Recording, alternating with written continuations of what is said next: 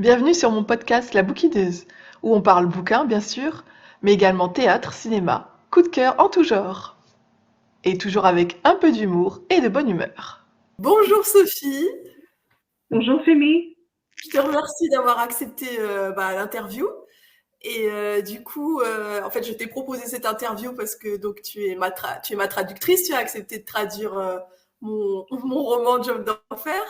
Et du coup, je me suis dit que ce serait intéressant d'en savoir un peu plus sur le métier de traductrice, comment t'en es arrivée à là. Est-ce que tu as toujours voulu être traductrice ou c'est un hasard de la vie? Et voilà. Si tu pouvais du coup te présenter un petit peu.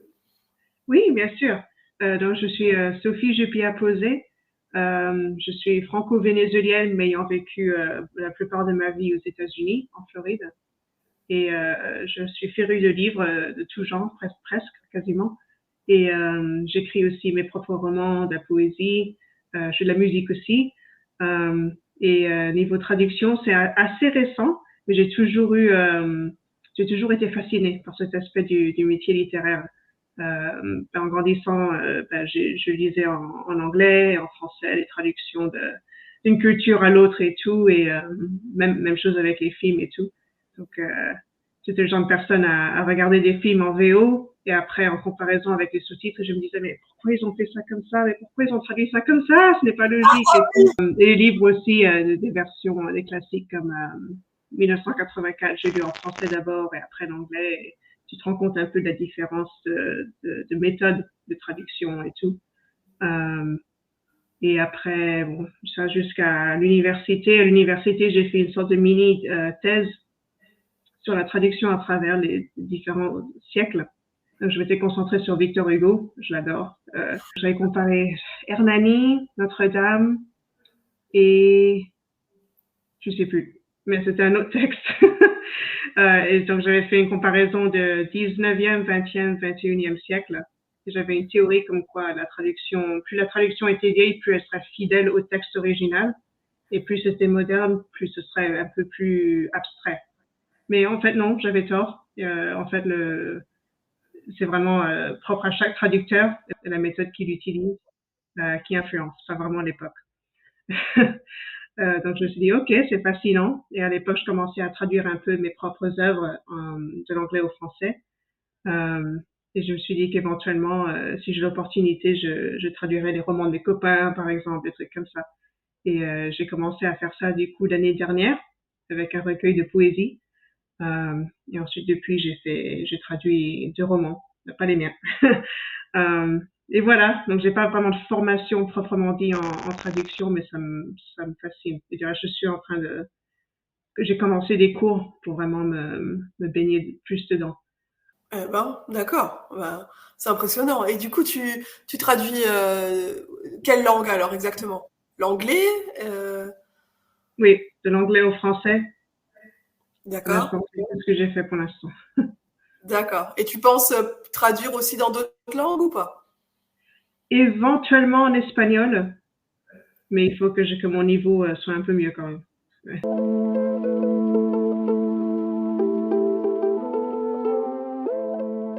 Est-ce qu'il y a une journée type de quand tu fais de la traduction ou pas du tout?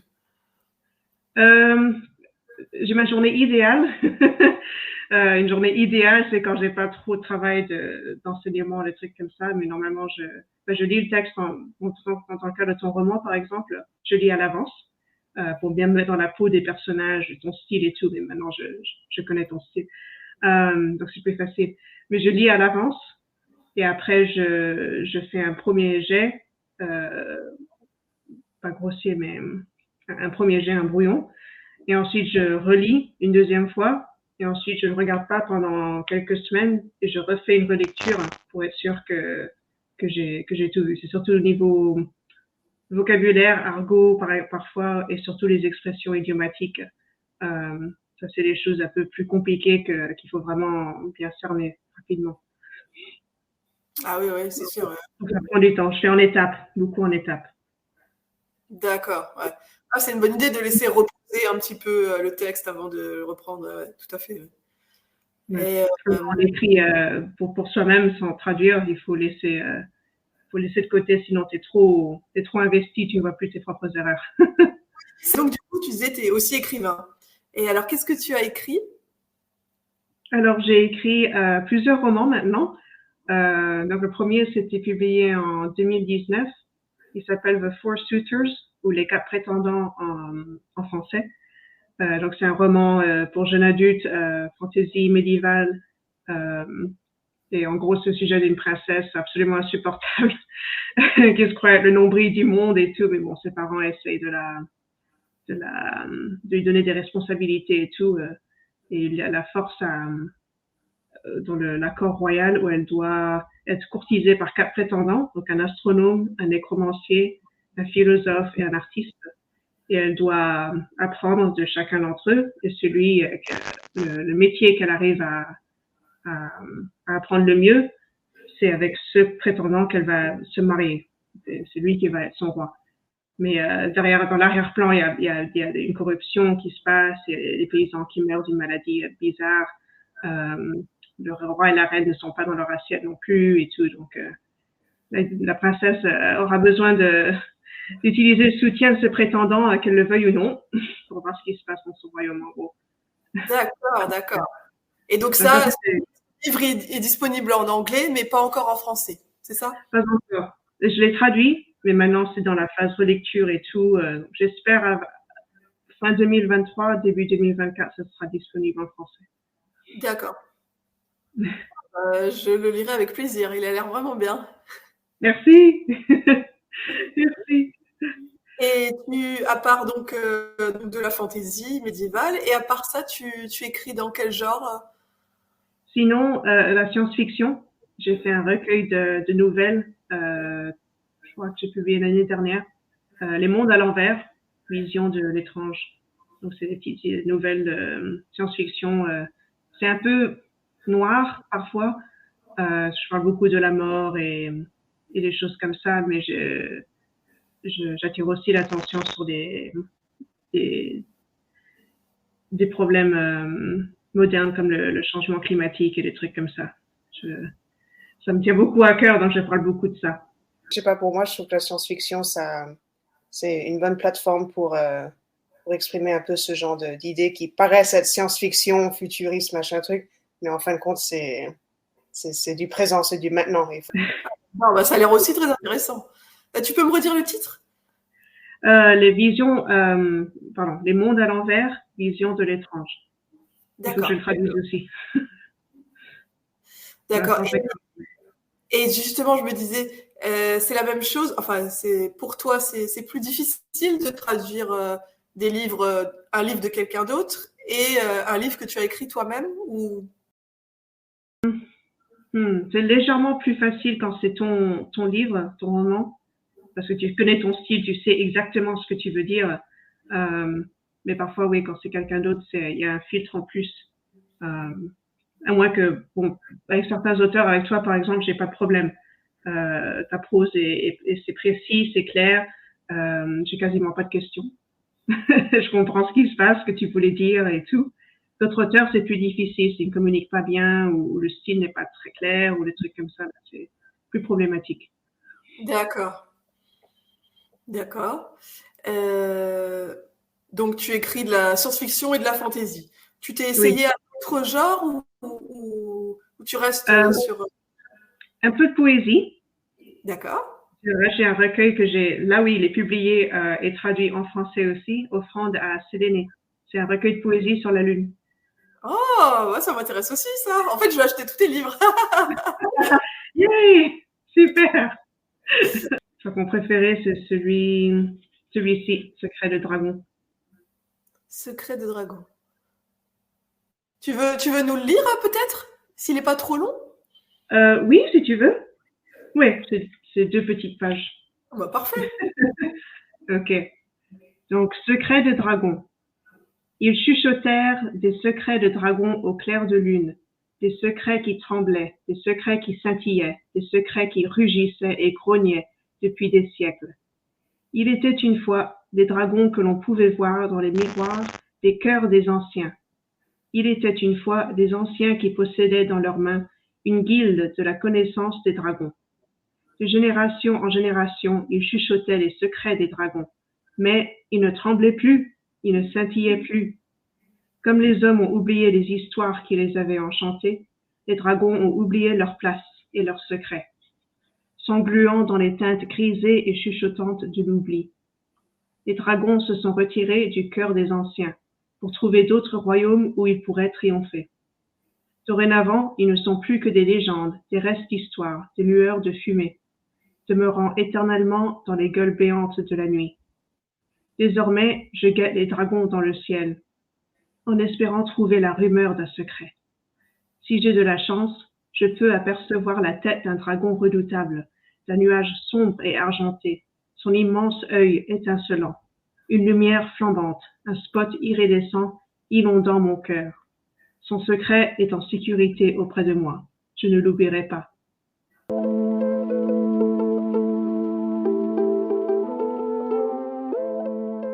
Sinon, si je n'écris pas fantasy, science-fiction, poésie, je fais des livres bilingues pour enfants, donc anglais-français, évidemment. D'accord. Ouais, donc tu fais un petit peu pas mal de choses en fait. Hein. Tu as beaucoup de cordes à ton arc. Oui, oui. Quels sont les sujets en fait que tu traites dans tes livres bilingues? Donc pour l'instant, j'en ai publié qu'un, mais j'ai un deuxième qui va venir cette année. Alors les deux pour l'instant, c'est le thème des dents. C'est drôle, mais donc le premier, c'est au sujet d'un petit garçon qui a besoin de bagues, très très jeune, plus jeune que la norme, parce que bon, ses dents sont tellement tordues et tout que il faut qu'il ait son traitement plus tôt que les autres. Et donc bien sûr, comme tout enfant qui se respecte, il ne veut absolument pas avoir ces machins sur les dents, il sait que ça va lui faire mal, que ça a l'apparence quand même bizarre, etc. Et donc il se fait un peu harceler à l'école à cause de ça, et bon, il a mal sans arrêt pratiquement quand il mange surtout, des trucs comme ça. Donc en fait l'histoire c'est de qu'il reprenne confiance en lui. Il y a son grand frère qui vient, qui lui aussi a eu des bagues, donc il lui explique exactement comment ça se passe, comment ça marche, comment ça s'est passé pour lui et tout. Donc c'est un peu un livre au sujet de la confiance sur soi et aussi l'éducation sur les bagues. Donc ça, c'était pour ce livre-là. Le deuxième livre qui va paraître cette année, c'est aussi sur les dents, mais c'est une petite fille française qui vit en France mais qui déménage aux États-Unis à cause du boulot de son père. Mais elle va perdre sa première dent un peu tard, elle a 6 ans, et elle a une peur bleue de la douleur, elle ne sait pas à quoi s'attendre, et surtout elle a peur des rongeurs. Et vu qu'en France, il y a la petite souris qui fait sa visite, elle n'est pas contente du tout. Mais donc elle vient aux États-Unis, elle apprend qu'il n'y a pas la petite souris dans la culture américaine. C'est une fée, une belle fée des dents qui s'occupe de ça. Et donc elle se dit, c'est original. Ah, mais il n'y a pas un livre de Stephen King ou un livre d'horreur sur une fée des dents? Ça me dit quelque chose. oui, ça me dit quelque chose aussi. Toi aussi, hein? Ah, ouais. Ouais. Donc c'est un prétexte pour parler un peu des différences entre les deux cultures, que chez nous c'est la petite souris et aux États-Unis c'est la fée des dents. Ah, Exact. Ouais, il y a d'autres élèves multiculturels dans la classe, donc eux aussi, je crois que je mentionne le Mali, où ils jettent leurs dents dans le poulailler, comme ça ils ont des poules. wow. Ça c'est leur légende. Je trouve ça un peu cool, on a une poule, ok. Au Japon, mais c'est bien, ça change. Ouais. Et au Japon, c'est quelle légende? Au Japon, ils disent que c'est bon, ça dépend de quelle dent tu perds. Je ne me souviens plus exactement si tu as une dent du haut ou la dent du bas qui tombe, il faut la lancer d'une certaine manière, mais il faut la lancer toute droite. Si elle tombe de travers, ben, ta dent adulte va aussi pousser de travers. Un truc comme ça. Ah, génial. Il faut faire aveu quand tu la jettes. Ils n'ont pas de fée, eux non plus, pas de souris. L'Espagne, ils ont un rat, donc c'est un peu semblable à nous. C'est tout, je crois que c'est les exemples que j'utilise. Mais c'est intéressant. C'est bien, ça permet de faire un petit tour des cultures, en fait. Ouais, c'est sympa. Et du coup, c'est destiné aux enfants de quel âge? Donc, entre 5 et 10, 12 ans. Surtout que c'est bilingue, je me dis que bon, il y en a qui trouveront ça trop facile peut-être en anglais, mais pas en français, vice-versa. Donc, en gros, c'est la tranche d'âge, parce qu'il y a des images, c'est illustré et tout. Mais c'est pas style bébé non plus, donc D'accord. Entre 5 et 10, 12, c'est à peu près ça. Le livre, là, La Fée des Dents. La- Stephen King qui a bien fait le... Ouais, je me posais la question si c'était lui ou pas. J'ai trouvé, mais c'est pas Stephen King, c'est Graham Joyce. Je sais Oh, pas si tu ok. connais. Ça me dit quelque chose, mais j'arrive pas à cerner. Alors, qu'est-ce qu'ils disent? La Fée des Dents. Ainsi appelle-t-on la petite souris qui passe sous l'oreiller des bambins en Grande-Bretagne. Une innocente invention, un conte pour enfants, jusqu'à cette nuit où le jeune Sam Sowfall la surprend dans sa chambre. Voilà qui n'était pas prévu, ni le fait que la créature, qui s'appelle Quenotte, se révèle bien différente de la fée bienveillante qu'imaginent les petits. Perverse, dangereuse, elle va poursuivre Sam et sa bande de copains tout au long de leur adolescence. Ah, ok. Et un somptueux roman initiatique dans la lignée de Stephen King et de Ray Bradbury. Un classique effrayant, nostalgique et drôle en cours d'adaptation au cinéma. Ouais, je pense que j'avais dû le lire. Ah ouais. D'accord. Ça me rappelle aussi, je me disais que ça me rappelait un personnage. Mon mari adore Silence of the Lambs, le titre en français. Je suis pas trop sûre ce que c'est. Le C'est silence. Oui, oui, oui, c'est le même titre du coup. Ouais. Ok, donc c'est ça. Je crois que c'est dans le livre, pas le film, je crois. Dans Alors le moi, livre, il y a... j'ai pas lu ni vu, mais je sais que le film s'appelle Le silence des agneaux. Alors je sais pas si le livre c'est pareil. Attends, je vais regarder. Silence des agneaux. Apparemment, le titre pour le livre c'est pareil. Ok, d'accord. Donc dans ce livre, ou dans la série, parce que c'est une série en fait, de livres, il y a un tueur en série, Francis quelque chose. Euh, il, comment dire, il va dans la maison des gens la nuit, il se déguise et tout, et ben, il leur fait des choses horribles, évidemment, comme un tueur en série. Mais apparemment, son sobriquet, c'est la fée des dents. C'est pas Euh, vrai. ouais, mais parce qu'il a tendance à mordre leur corps et leur faire des trucs horribles avec ses dents. Ah. Ouais. Voilà, c'est pour ça que ça me disait quelque chose aussi, la fée des dents, la fée des dents. Mais... Ah ouais, d'accord. Ah ouais, donc heureusement, bon, je rassure les parents. Donc le livre de Sophie n'a rien à voir avec ces trucs horribles, hein.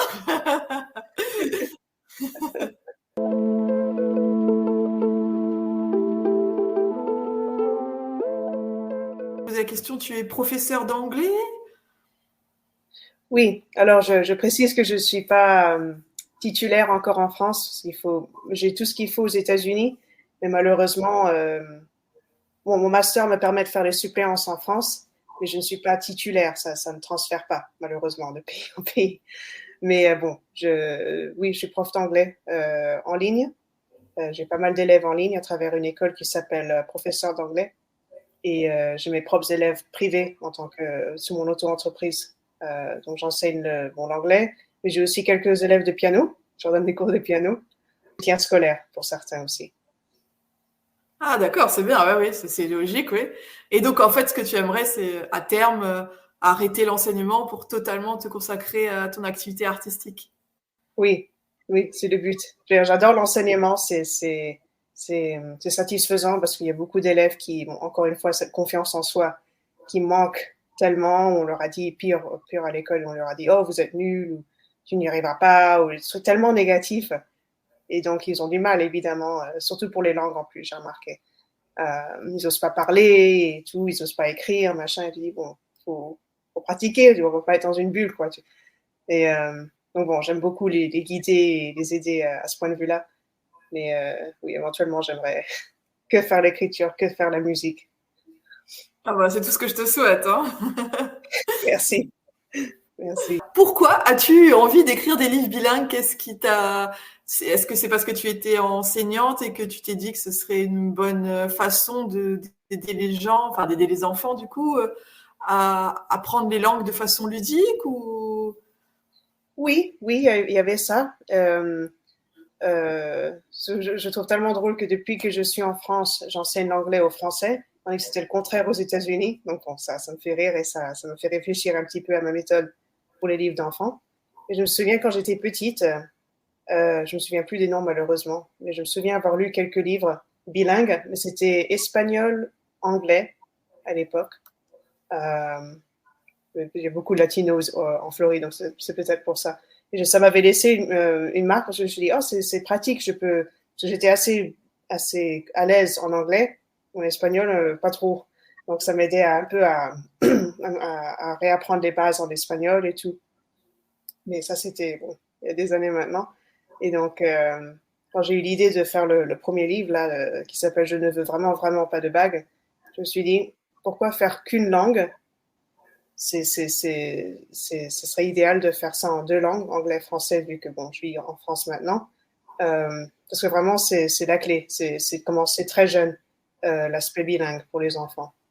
La lecture, pouvoir parler et tout, il faut vraiment commencer jeune. Parce que si on commence trop tard, c'est plus difficile. Mais c'est l'âge idéal. Ouais, c'est important.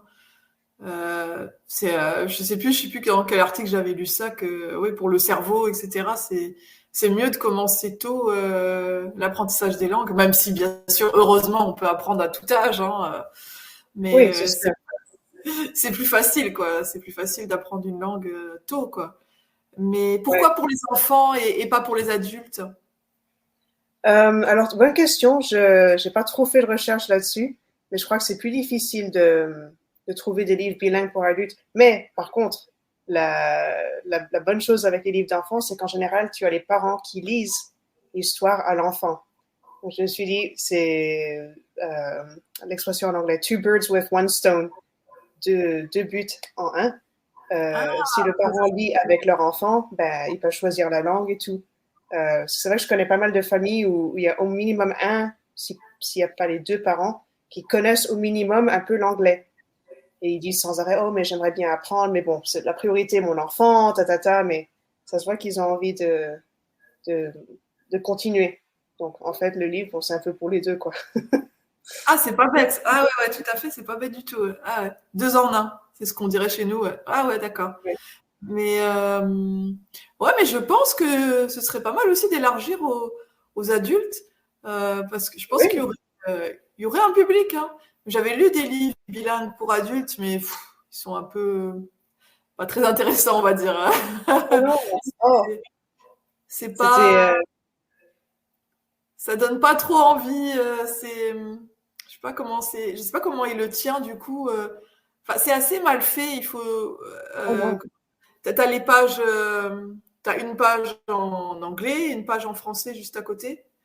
Et je sais pas comment le tien il est fait du coup. C'est pareil. Pas exactement. Donc, par exemple, ça c'est le livre Je ne veux vraiment, vraiment pas de bague. Ah, j'adore. Il n'est pas content du tout.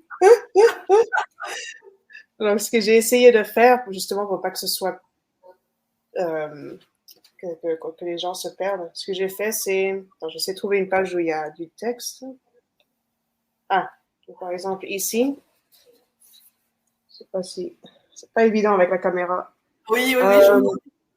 Donc, tu as le texte en noir, qui est le texte anglais. Ensuite, en dessous, tu as le texte rouge, qui est le texte français. Donc, j'essaie que ce soit des petits paragraphes qui soient faciles à lire. En général, avec des images, c'est toujours plus sympa. Ah oui. Est-ce que tu as rajouté du vocabulaire à la fin pour que les gens puissent voir Non, pas spécifiquement, mais j'y ai pensé. Peut-être comme un extra. Parce que pour l'instant, j'ai surtout des gens anglophones qui ont acheté le livre, pas trop des francophones. Donc bon, je sais qu'il y a certains lecteurs qui m'ont dit « Oh, il y a du français, oh, c'est cool », mais ça va pas plus loin. Donc bon, mais je me dis qu'éventuellement, si j'ai plus de francophones qui prennent le livre pour lire l'anglais, par exemple, je leur ferai un petit PDF, mais comme extra. Ah oui, c'est bon à savoir ça. Ouais. Oui. Donc, si des gens nous écoutent et veulent acheter le livre pour leurs enfants, donc sachez que Sophie vous proposera un petit PDF avec un glossaire, enfin du vocabulaire en plus, quoi. Ouais. C'est une très bonne idée. Merci. Et je sais qu'il y a des auteurs aussi qui font, pas juste pour les livres bilingues, mais en général pour leurs livres d'enfants, suivant le thème, ils font comme des petits exercices, mais enfin des trucs fun pour les enfants. Donc je me dis peut-être éventuellement ce serait quelque chose à faire. On va voir. Mhm. Mais alors attends, juste, je viens de réagir là, tu as dit avant que tu enseignes l'anglais au français aujourd'hui, mais que quand tu étais aux États-Unis, tu enseignais le français aux Américains en fait. C'est ça? Oui, C'est génial. oui. Du coup, j'ai une question à te poser. Qu'est-ce qui est le plus facile ou le plus difficile? Enfin, qu'est-ce qui est le plus facile? Enseigner l'anglais à des Français ou enseigner le français à des Américains? Ouh, ouh. Je sais pas, peut-être le français aux Américains, euh, parce que, enfin, je trouve que les deux pays ont une approche vraiment terrible pour enseigner les langues. C'est trop, c'est trop académique, c'est trop basé sur l'écrit et les gens ne parlent pas assez. C'est horrible, mais bon. Mais l'aspect que je trouve qui rend la tâche plus facile aux États-Unis, c'est que le système scolaire a tendance à être plus optimiste, plus positif avec ses critiques envers les élèves, que ce soit des enfants, ados ou adultes. Donc même s'il y a des personnes qui ont encore cet état d'esprit de oh je n'y arrive pas ou oh c'est trop difficile et tout, c'est quand même moins que qu'ici en France. En France, je trouve vraiment que assez jeunes déjà les élèves ont cette sensation de ne pas être assez bien, qu'ils vont pas y arriver, etc. Et ça rend la tâche quand même plus difficile. Ah oui, je comprends. Ouais. Après, on a aussi on a la réputation, les Français, d'être très mauvais en langue. Alors, je ne sais pas si les Américains, eux, ils y arrivent mieux. Mais après, les Américains, ils ont la réputation de jamais apprendre les langues non plus, hein, qui connaissent Exact. Oui, parce que au moins en France, ce qui est bien, c'est que vous commencez jeune. En général, la plupart des écoles que je connais, du moins dans le coin, ils commencent l'apprentissage des langues très très jeunes. Aux États-Unis, c'est rare et en général, c'est dans les écoles privées que tu vas trouver ce genre de truc. Et même ça, c'est rare. En général, ils commencent l'apprentissage des langues en sixième, ce qui est D'accord. bien, mais ça commence à être un peu tard. Surtout si c'est une obligation que l'école dit, bah, tu dois prendre un LV2. En général, les élèves, ça les pompe un petit peu. Mais donc, ouais, de ce point de vue-là, c'est pas bien non plus. Mais ceux qui choisissent de faire ça, ils adorent, ils aiment. Le problème, c'est que pendant 3 ans, à moins qu'ils veuillent continuer donc pardon, les niveaux d'école sont différents. Donc, en France, ce serait l'équivalent de. Donc, nous, on a le collège, de sixième à la troisième, et après le lycée de la Oui, seconde à la terminale. exact. Oui. Donc, ils peuvent continuer au lycée, mais suivant le lycée, ils n'offrent pas les mêmes cours. Donc, ce serait quand même dommage. Donc, en Ah ouais, général, tu as d'accord. des élèves qui ont pris 3 ans, peut-être 6 ans de cours, mais encore une fois, c'est des cours quand même assez courts et bon, où ils ont plutôt écrit et écouté plutôt qu'autre chose. Et donc, adultes, ça devient des gens qui disent oh, je me souviens de mes cours de français ou d'espagnol ou d'allemand, machin truc. Oh, j'aimais bien, mais bon, j'ai oublié beaucoup et tout. Et tu te dis, oh, c'est dommage. Ah ouais, d'accord, ah oui, je comprends, ouais. Parce que nous, par contre, c'est vrai, c'est obligatoire les langues jusqu'à la terminale. Enfin, en tout cas, de mon époque, hein. Moi, je suis née en 1984 et à l'époque, oui, au collège en sixième, on avait une première langue. Après, en quatrième, on rajoutait la LV2. Et au lycée, ceux qui voulaient, ils pouvaient même prendre une LV3, s'ils Ah voulaient. oui, Ouais. wow, Donc, wow. alors, aujourd'hui, je sais pas. Les choses ont tellement changé, je ne sais pas du tout où ça en est, mais j'imagine quand même que les langues sont toujours obligatoires. Je sais pas, j'avoue. Mais je savais pas, par contre, que pour les États-Unis, ils pouvaient faire que 3 ans d'une langue. Je savais pas du tout. Ouais. Parce qu'en général, les écoles n'ont pas vraiment un choix super merveilleux, quoi. Euh, et vu Ah, que mais les gens j'imagine. déménagent beaucoup et tout, ça aide pas non plus. Ah oui, mais j'imagine qu'ils choisissent peut-être plutôt l'espagnol, non, aux États-Unis, parce qu'il y a plus d'hispanophones. Ça dépend. Il y a des Non? États, en Floride, oui, parce on a beaucoup de réfugiés, d'immigrés latinos. Donc oui, l'espagnol, c'est sûr. Mais dans d'autres États, non, il y a le chinois qui est assez pris, ou l'allemand. Ah ok. C'est OK.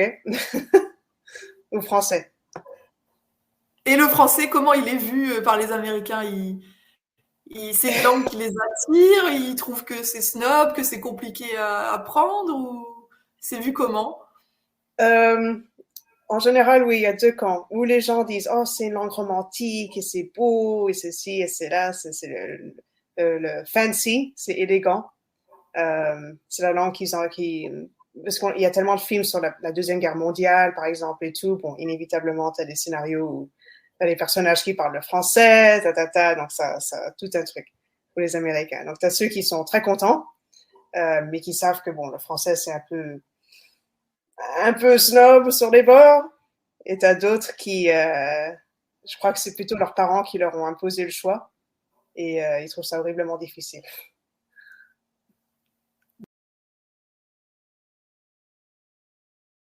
Mon expérience, dis-moi, les élèves que j'ai eus.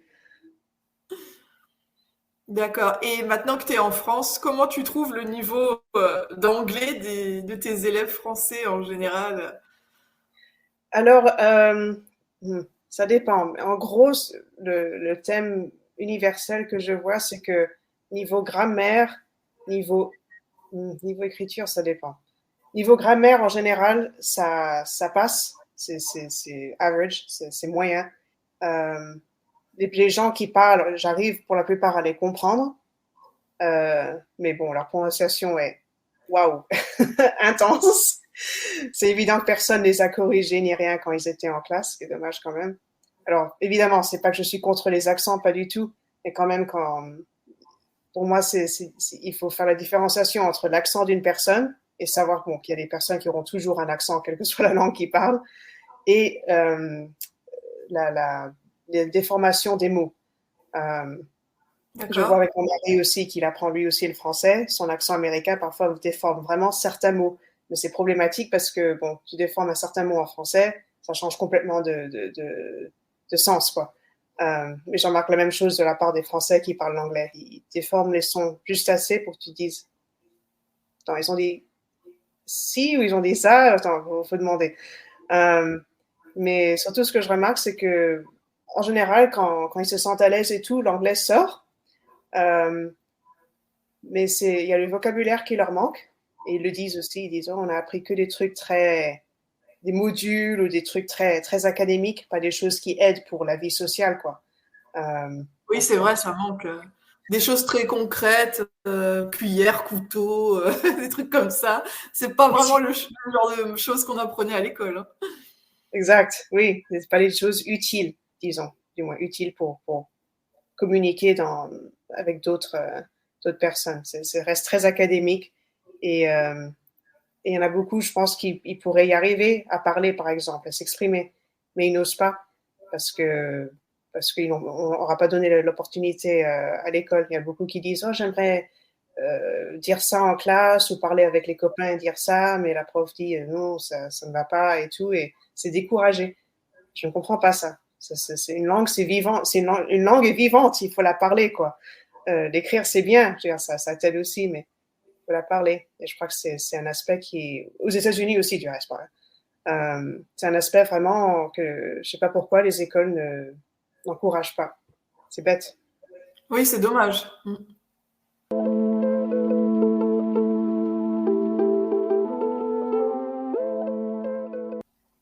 J'ai cru comprendre qu'en plus d'être écrivain et traductrice, tu es également musicienne? Oui, c'est ça. Je compose de la musique un peu style classique, néoclassique comme on dit en anglais. Mais je fais du jazz aussi, la musique ethnique, et je chante. Mais quand je chante, c'est du jazz. Ça me plaît beaucoup. D'accord. Tu t'arrives du coup t'arrives à te produire quelque part ou c'est sur Internet? Pour l'instant, en gros, c'est sur Internet. Je travaille, pas toute seule, mais je suis pas dans un groupe, du moins, maintenant je suis dans un groupe, mais que depuis récemment.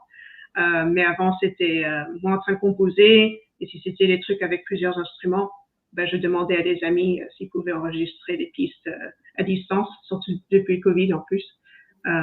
Donc, ben, j'ai besoin de trompette, harpe ou guitare. Envoyez-moi vos enregistrements, je les mets ensemble, je fais le mixage et je m'enregistre si je chante et tout, et voilà. Donc, je suis sur Spotify, par exemple, et YouTube et tout. Mais là, récemment, j'ai fait la connaissance d'amis musiciens, particulièrement jazzy. Et donc, ils ont écouté mes chansons, ils ont dit, oh, c'est trop cool et tout, il faudrait qu'on essaye de jouer ensemble et tout. Donc, j'ai dit, ok, pourquoi pas, ce serait sympa. Du coup, bah, depuis 2 mois maintenant, on a ce petit groupe local dans notre petit village et on fait des répètes et tout.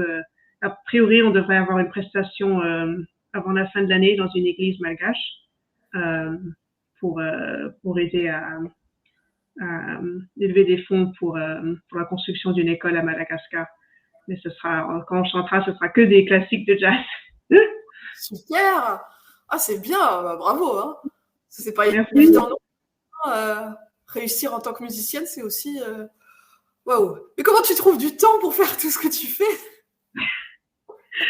Je travaille beaucoup. C'est un emploi du temps un peu. J'essaye de le ménager comme je peux, mais il y a jamais assez de temps dans la journée pour faire tout. Mais bon, je fais de mon mieux. Une journée, je fais marketing, une journée, je fais écriture, une journée, je fais enregistrement, une journée, je fais musique. En plus, bon, mes boulots, quoi. Ouais, ça fait beaucoup, hein. Ça fait beaucoup. Éventuellement, j'espère pouvoir, bon, pas continuer comme ça, pas avoir à jongler autant de choses. Mais bon, ça viendra. Et est-ce que tu as toujours composé et chanté et depuis quand, en fait? Depuis jeune ado pour la composition. D'accord. J'avais commencé à composer vers l'âge de 11-12 ans. Assez jeune, en fait, hein. Oui, assez jeune, oui. Et en fait, c'est drôle parce que c'est plus ou moins en même temps que mes parents ont arrêté les cours de piano. Donc, je crois que cette coupure m'a en fait un peu permis d'explorer, de découvrir un petit peu toute seule plus de morceaux. Et du coup, ça m'a inspirée. Et du coup, j'ai commencé à créer mes propres compos de piano, juste ça seulement à l'époque. Donc, voilà. Et pour le chant, je chante depuis toute petite. J'adorais chanter sous la douche, dans la rue, à l'école, partout. Mais faire mes propres chansons, ça c'est venu bien après. J'avais des idées un peu quand j'avais 15-16 ans de paroles, de mélodies et tout, et j'ai chanté un peu discrètement. Je suis juste vraiment que lancée vraiment professionnellement dans la chanson il y a quelques années. D'accord. C'est une question de confiance en fait. Ah, toujours cette confiance en soi, ouais. Et du coup, tu composais en anglais ou en français ou... Les deux. Les deux. Ça dépend de mon humeur. Parfois ça sort en anglais, parfois ça sort en français. D'accord. Ok. Et donc tu disais qu'aujourd'hui tu fais avec un groupe, mais jusque-là tu as toujours fait toute seule alors. Oui, oui, tout à fait. Je suis self-taught, comme on dit. J'ai tout appris toute seule. Ah d'accord, ok. Je me demandais qu'est-ce qui est le plus important pour toi? Enfin, est-ce que c'est la musique, est-ce que c'est l'écriture ou est-ce que tu as besoin des deux? Euh, En général, j'ai besoin des deux. Les deux se complètent. Euh, c'est drôle, j'ai toujours été comme ça. Même si, par exemple, pendant un certain temps, je ne suis qu'inspirée par l'écriture, inévitablement, la musique revient. Et puis après, l'écriture, parfois, non, en général, c'est les deux en même temps. C'est un peu compliqué parfois, niveau gestion de temps et tout, mais bon, ça va.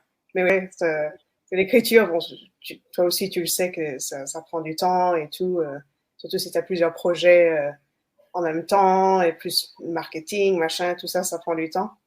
Et en plus, la musique, donc composer, s'entraîner, euh, marketing, l'aspect logistique, le software et tout qu'on utilise et tout, ça, c'est c'est dur, mais bon, j'essaie d'alterner. Ouais. Et en plus, tu rajoutes la traduction et l'enseignement. Ouais, ça fait vraiment beaucoup, hein.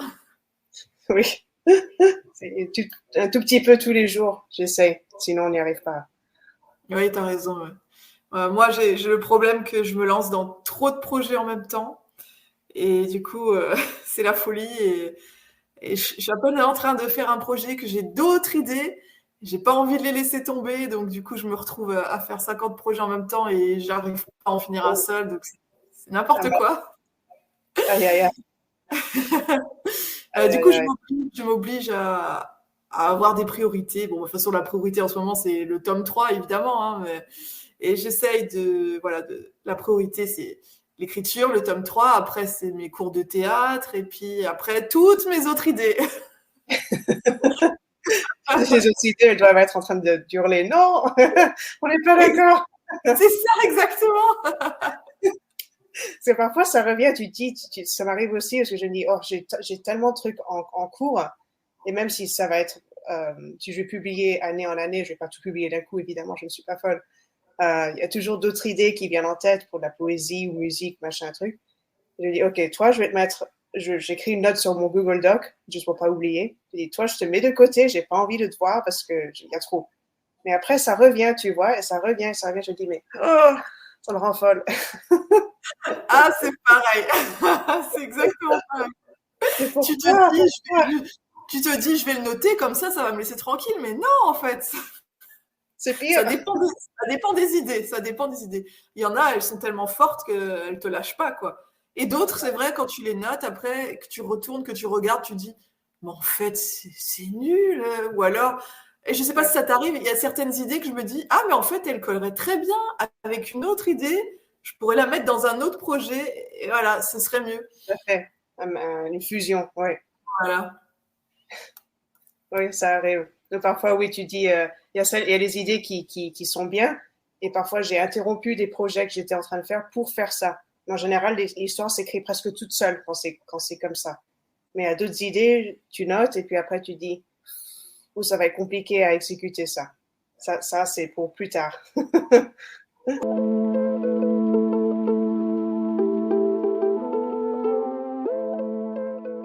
Concernant ton activité de traductrice, est-ce que tu as une anecdote à nous raconter? Oui. Ouais, je crois que deux choses. Une, c'est quand j'ai publié, pardon, quand j'ai traduit le recueil d'un ami poète, c'était vraiment tout à fait par hasard. Comme je dis, j'avais traduit mes propres choses, mais pas publié, encore moins fait pour quelqu'un d'autre. Mais c'était, j'avais découvert le groupe Angora Poets, dirigé par un poète musicien aussi de jazz, qui s'appelle Mo Seeger. Et donc, un poète en commun m'avait dit de le contacter pour que je puisse être sur son podcast et tout, qu'il faisait tous les mois.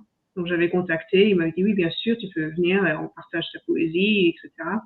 Donc, j'avais fait la connaissance d'autres poètes, évidemment. La plupart des poètes à cette session étaient francophones. Et donc, on a partagé nos poèmes. Et à la fin de la séance, il y a l'un d'eux qui était aussi musicien qui m'a dit « Oh, j'ai cru comprendre que tu parlais l'anglais et tout, que tu écris aussi. J'aimerais vraiment que quelqu'un traduise mon recueil de poésie en français, pardon, en anglais. » Je lui ai dit « Ok.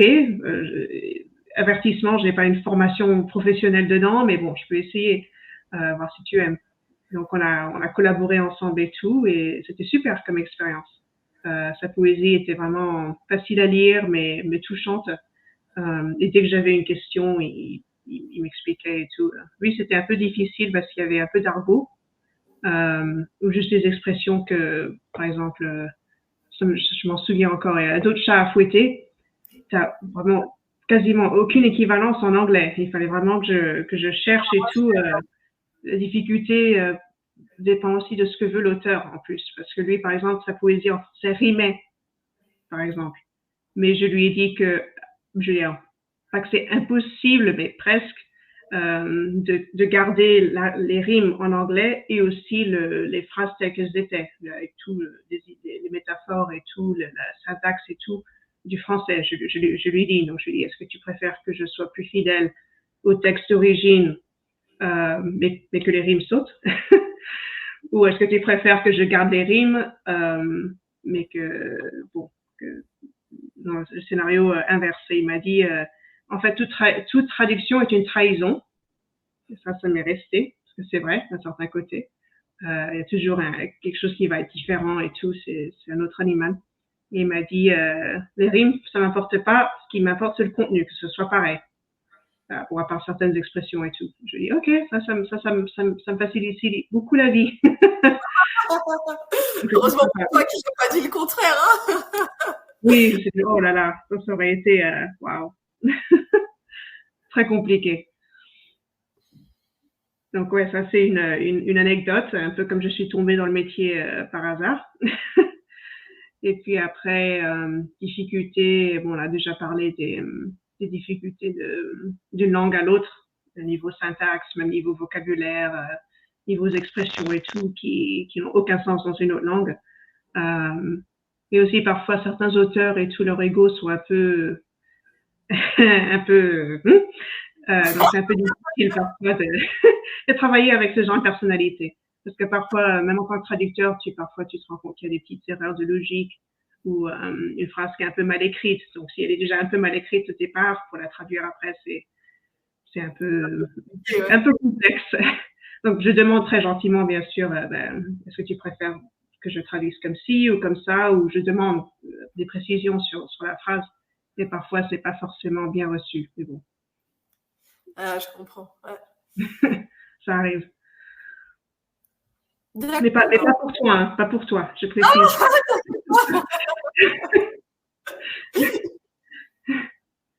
Ça, c'est vraiment le roman le plus facile que j'ai traduit pour l'instant. Parce que la poésie, quand même, c'était quelque chose d'autre. Et les deux autres romans, il y avait beaucoup d'argot et tout. Donc, c'était un peu difficile. Mais le tien, non. C'est easy.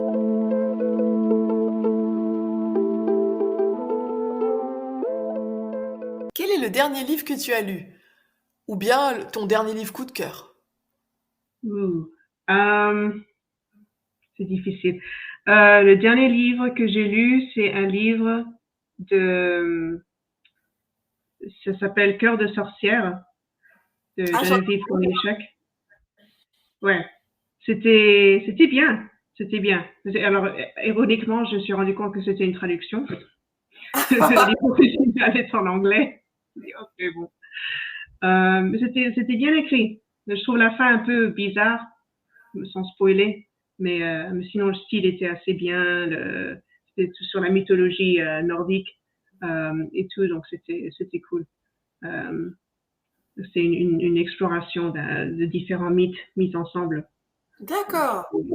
Ouais, j'en ai entendu parler. Je crois que en ce moment, ça attire pas mal l'attention. Je l'ai vu un peu passer sur Facebook. Ouais, d'accord. Donc, de la mythologie nordique.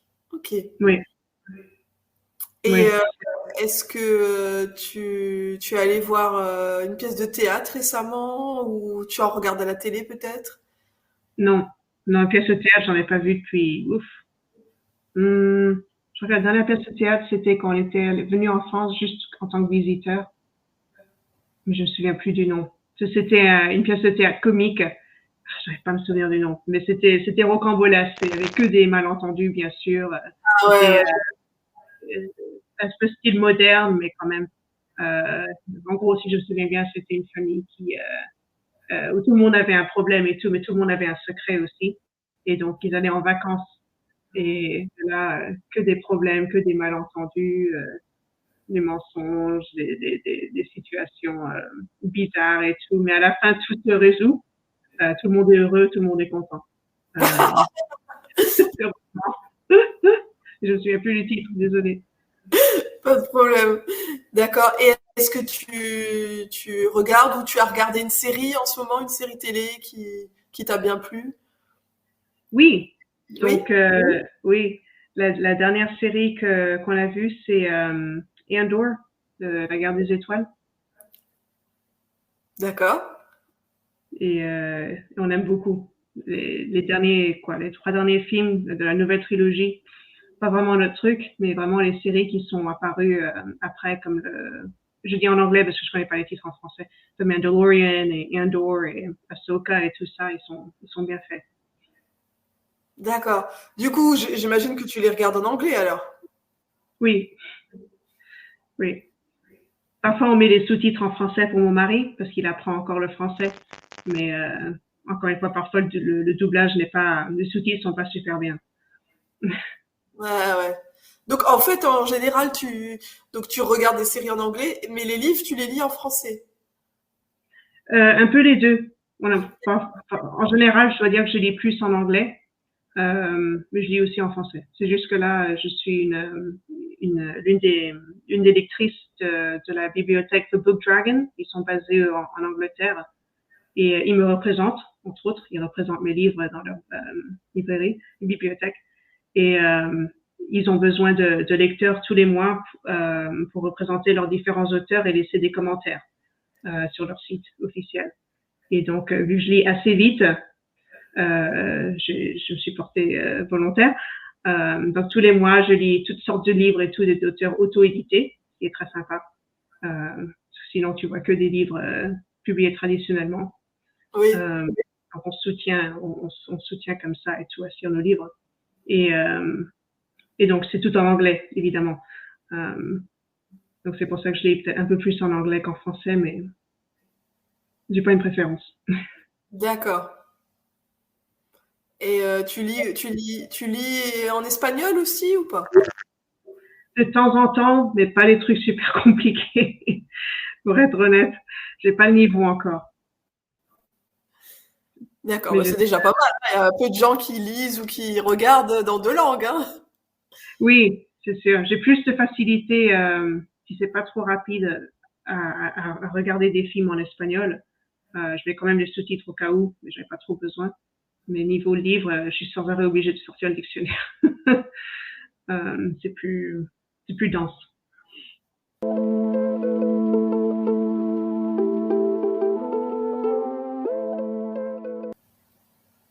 J'ai une question pour toi si tu arrives.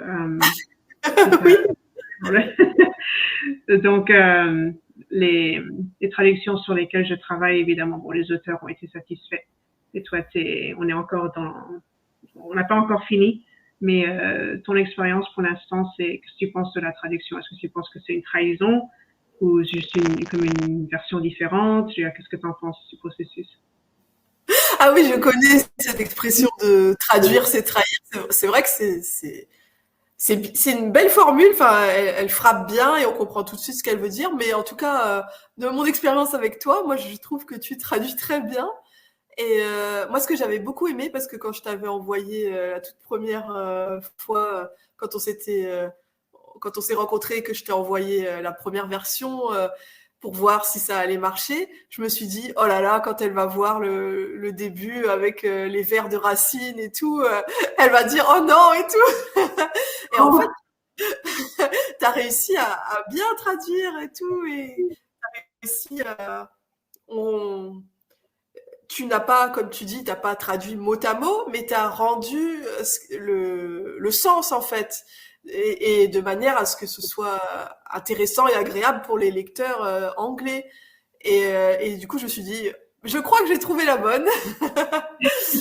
Et franchement, j'aime beaucoup comment tu traduis. Hein. Chaque fois que je lis les traductions que tu m'envoies, parce que tu m'envoies au fur et à mesure. Et ça aussi, c'est vraiment très sympa d'ailleurs. C'est très agréable parce que je vois le processus. Et ben moi, j'ai rien à redire. J'aime beaucoup ce que tu écris. Donc, il y a aussi quelque chose qui a fait que je t'ai choisi parmi les autres propositions de traducteurs, c'est que tu as dit que tu étais écrivain.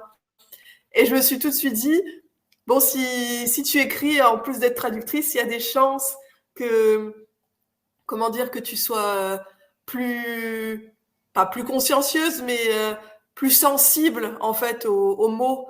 Et je me suis pas trompée, c'était vraiment une très bonne traductrice.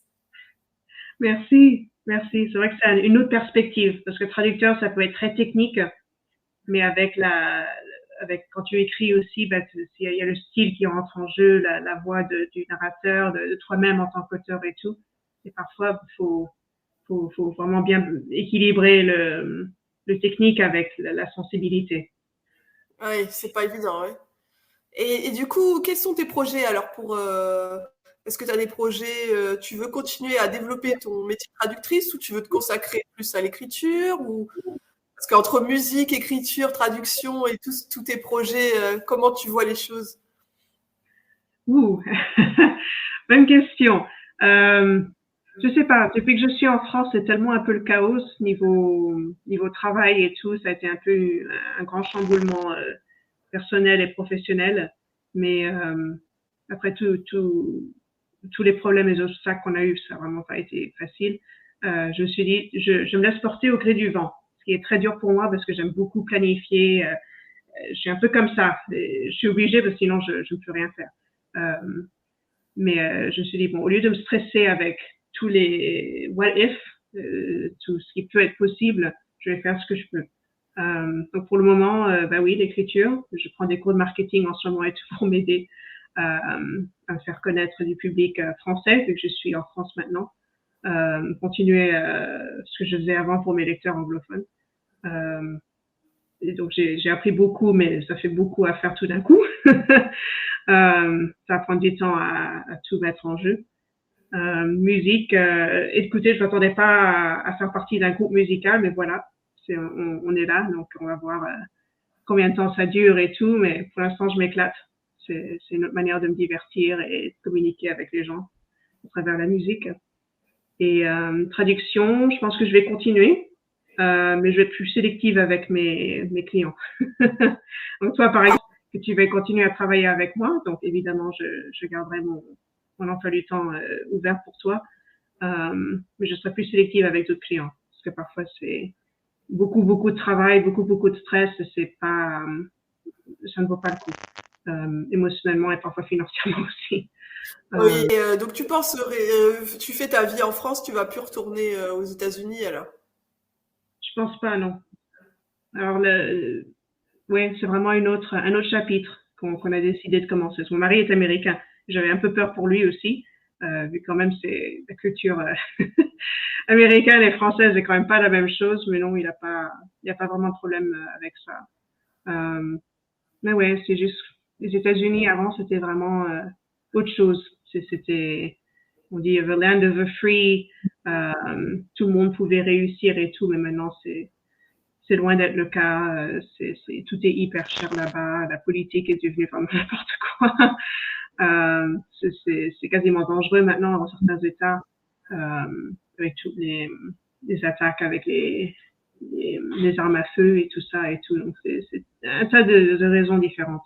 On se Je, dit oui, il est temps de déménager quand même, même si la France n'est pas parfaite.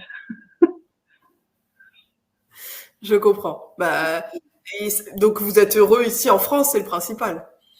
Oui, oui, vraiment. On est dans un petit village. Je ne sais plus si j'ai dit où je vivais. On vit à Saint-Éloi-les-Mines. C'est un petit village minier. Il y a à peine 4000 personnes. C'est très petit. Mais c'est tranquille. Mais c'est tranquille, mais il y a quand même beaucoup de choses à faire. On a quand même le marché du samedi. Il y a plein de châteaux aux alentours. Il y a plein de musées. Il y a des sorties.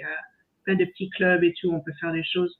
Et j'ai ma famille ici qui vit ici. Donc on se voit très régulièrement et tout. Donc un petit cocon qu'on s'est fait ici. Et même si c'est, par exemple, nos amis américains nous disent, mais comment vous faites? C'est tout petit et tout. Vous étiez à Orlando où c'était là, près de Disney et tout ça. Donc vraiment un autre style de vie, quoi.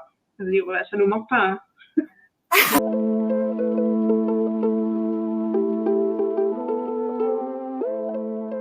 Et tu as déjà pensé, je repensais à la musique et à tes livres bilingues. Tu as déjà pensé à écrire des livres pour enfants sur la musique? Non, je n'ai. Enfin, oui et non.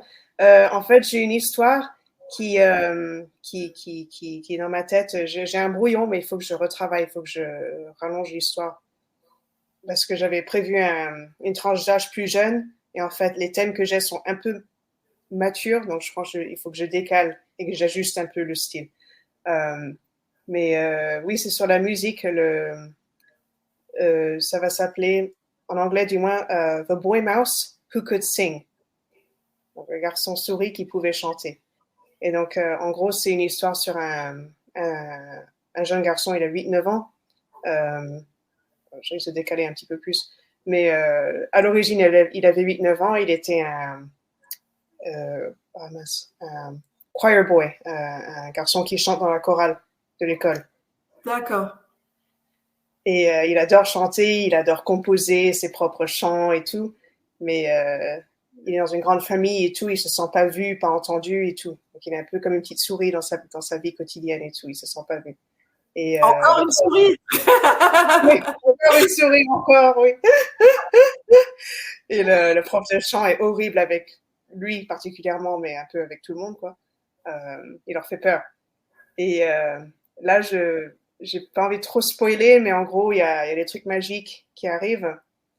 Donc, mon personnage et ses copains vont devoir trouver une manière de se faire voir et entendre, parce qu'en fait, ils se sont fait transformer en petites souris.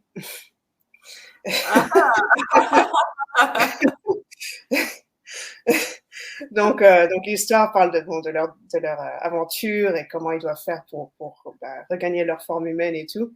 Mais aussi, ça explique un petit peu sur le chant, la mélodie, la composition et tout. Et donc, c'est des thèmes un peu matures, donc je crois qu'il faut que je décale. Continuer à écrire en anglais et ensuite tu te traduis toi-même, tu traduis en français et donc tu essayes comment dire, tu auras deux publics, quoi, le public anglophone et le public français. Mais est-ce que tu as pensé essayer d'écrire directement en français ou pas du tout? Alors, c'est bizarre. Alors, j'ai surtout l'habitude d'écrire en anglais parce que je vivais aux États-Unis et écrire en français, ça n'a aucun sens. Ça ne faisait aucun sens à l'époque.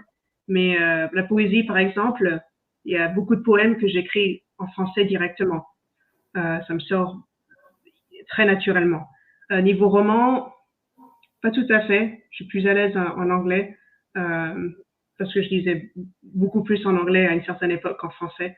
Mais je pense que après un certain temps ici en France et tout, je pense que niveau roman, je vais sans doute commencer juste à écrire en français et après peut-être je traduirai en anglais, tu vois. Je te remercie d'avoir répondu à cette interview. Donc, je mettrai les liens, comme d'habitude, le lien de ta page, de tes œuvres.